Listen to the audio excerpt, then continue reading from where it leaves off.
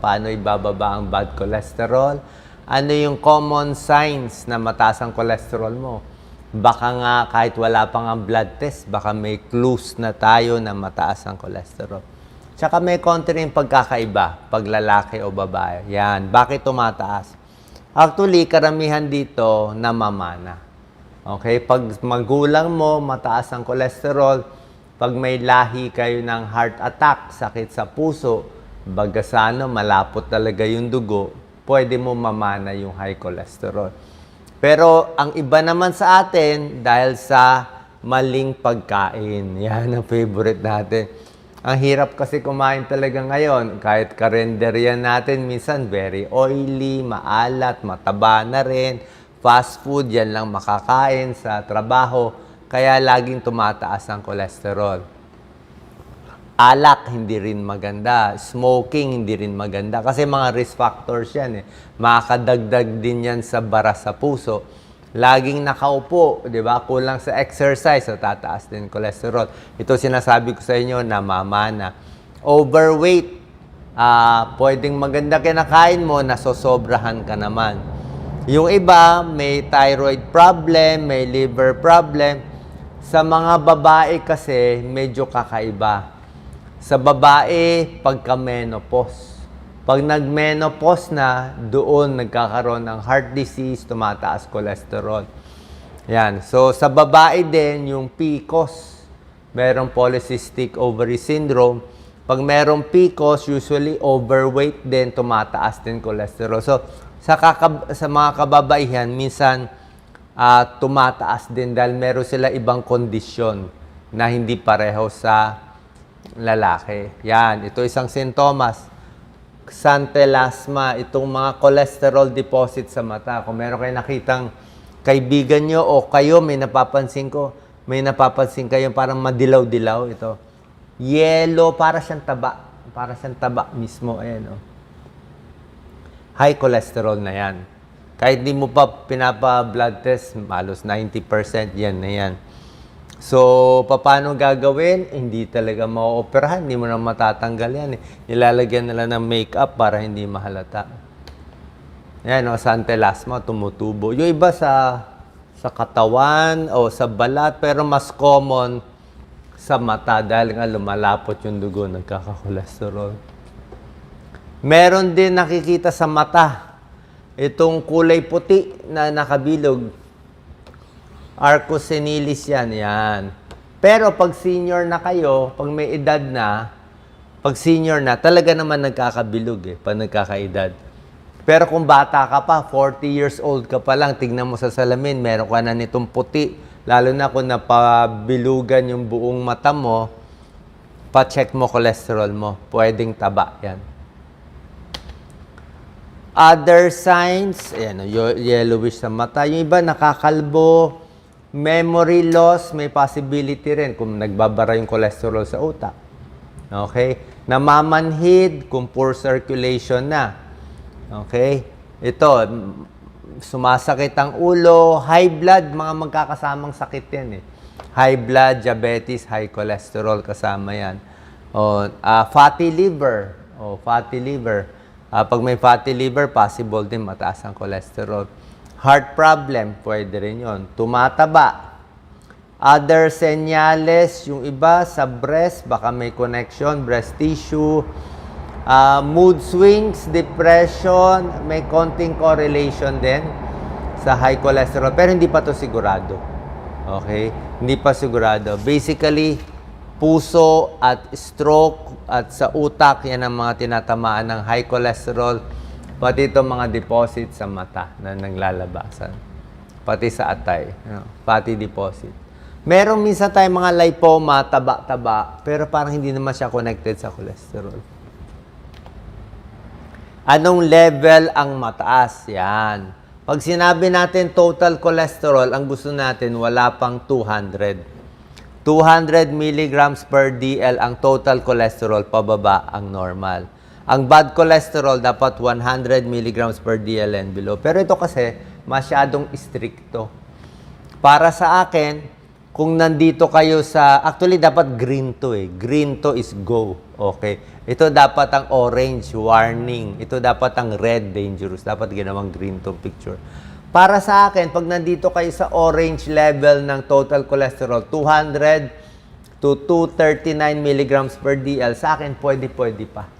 Hindi pa siya ganun kadelikado. Although sa ibang doktor, internist, cardiologist naman ako, sa ibang doktor, mas aggressive. Kanya-kanya namang style. Yung iba mas aggressive, yung iba mas conservative, mas aggressive sa gamutan, bibigyan agad ng simvastatin, atorvastatin. Merong mas conservative para sa akin, kung ganito lang kataas, mas gusto ko mag-dieta ka muna, mag-oatmeal ka, magpapayat ka muna, magsipag ka muna, bago bibigyan ng gamot. So sa akin, ganitong level, up to 239, kung wala namang lahi ng sakit sa puso, babae, hindi pa menopause, so parang pwede pang diet muna to. Kahit LDL ng 159, mga ganyan, pwede pa. Although mataas na yan. Pero kung sasabihin mo, na-atake na sa puso, na-stroke na, diba, nabara na, ayun, wala na tayong choice. Bibigyan na para sa cholesterol. Kasi nagbara na siya.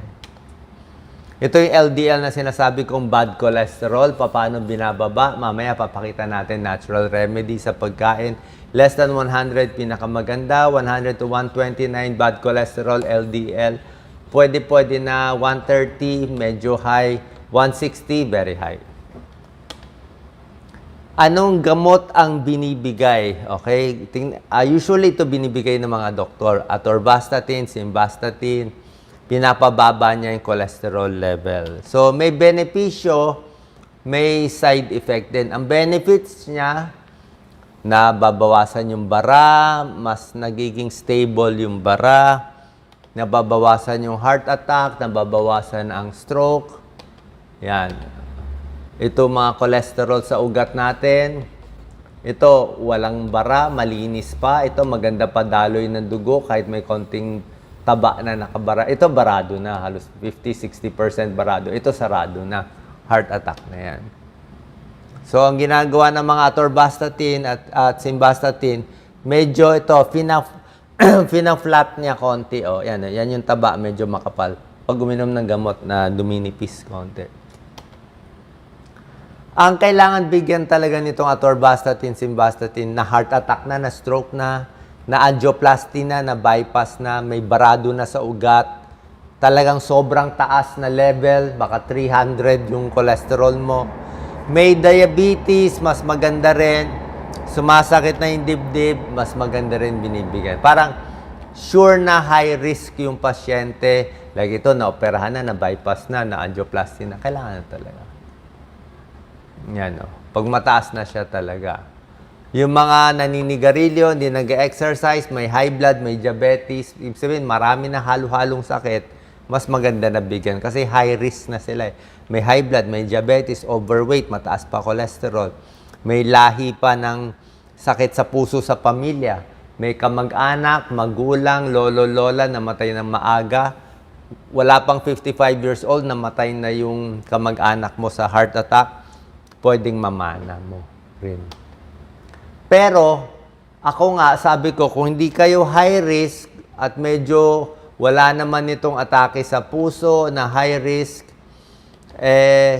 babantayan din natin kasi may possible side effects. Pwede masira yung atay, pwede tumaas yung blood sugar, nananahimik ka lang, tumaas pa yung blood sugar mo, baka magka-diabetes pa, nasira pa yung muscle, rhabdomyolysis, possible side effect in 1%, 3% of people. So, binabantayan natin, tinitimbang din natin. Kaya sa akin, hindi ako masyadong hot, hindi ako masyadong aggressive magbigay. Kung magbibigay man ako na atorvastatin, simvastatin, medyo low dose lang ang binibigay ko.